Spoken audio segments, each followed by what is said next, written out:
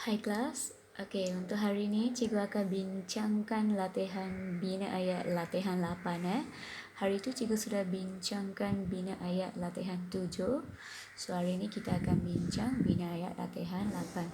Okey, seperti biasa sila salin dalam buku latihan dan ulang kaji Okey. Okey, jadi kita lihat soalan 1 untuk latihan 8. Okey, soalan 1 untuk latihan 8 ialah soal siasat. Okey, apa maksud soal siasat? Okey, cikgu sudah sediakan maksud bahasa Cina. Okey, kalau dalam bahasa Inggeris soal siasat itu ialah investigate. Okey, contohnya seperti kalau berlaku kecurian ataupun kalau berlaku perompakan. Okey, jadi polis akan menyual siasat penduduk sesuatu tempat, betul kan? Jadi itu ialah soal siasat investigate. Jadi contoh ayat cikgu sudah berikan di bawah, kamu boleh salin di dalam buku kamu.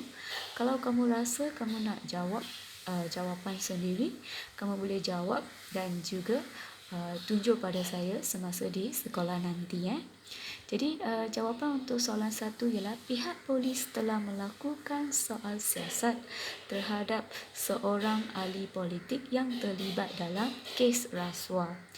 Rasuah tu tahu apa itu rasuah Rasuah ialah ambil duit kopi. Okey? Boleh Okey, kita pergi ke soalan yang kedua. Okey, soalan yang kedua ialah soal jawab. Okey, soal jawab maksudnya kalau berlangsung apa-apa ceramah, selepas ceramah cikgu akan tanya kepada kamu, okey, ada apa-apa soalan? Kamu boleh tanya. Jadi pelajar akan tanya dan cikgu akan menjawab soalan pelajar itu. Jadi itu adalah soal jawab Q&A session. Kalau bahasa Inggeris ialah question and answer session. Okey, jadi jawapannya sesi soal jawab akan diadakan selepas forum itu berlangsung. Boleh Okey, soalan yang ketiga. Okey, soalan yang ketiga ialah temu duga. Temu duga ialah interview. Okey, contohnya kamu pergi cari kerja. Okey, itu adalah temu duga.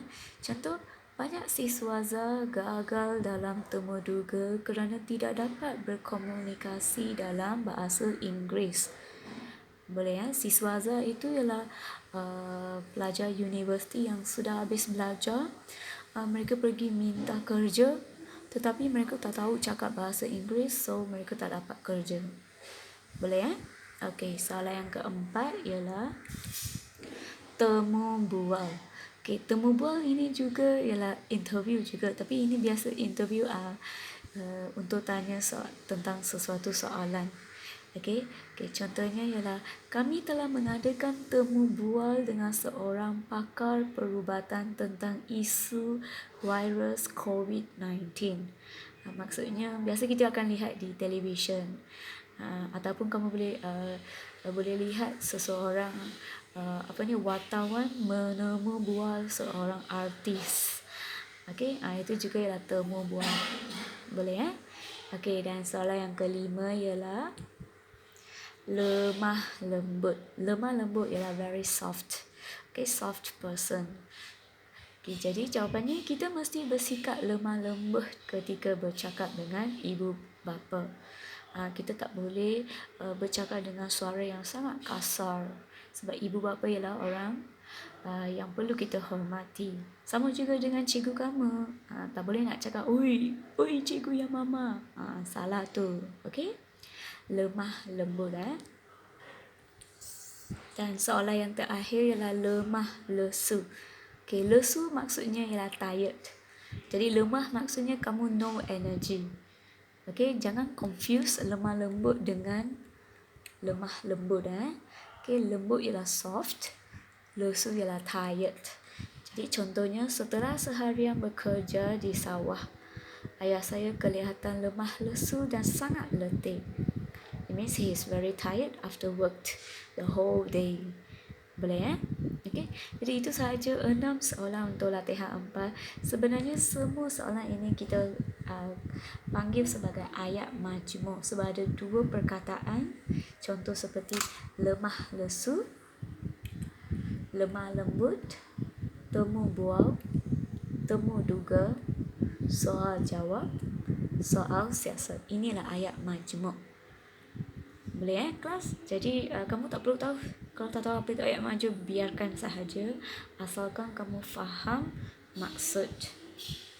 Okey, pastikan kamu baca dan fahamkan. Good luck. Boleh pastikan jangan lupa untuk salin dalam buku latihan. Sebab kita tak ada masa lagi. Mungkin cikgu tak akan langsung ajar di kelas. Sebab kita tak tahu bila kita akan masuk ke sekolah selepas ini. Jadi make sure you copy everything in your book.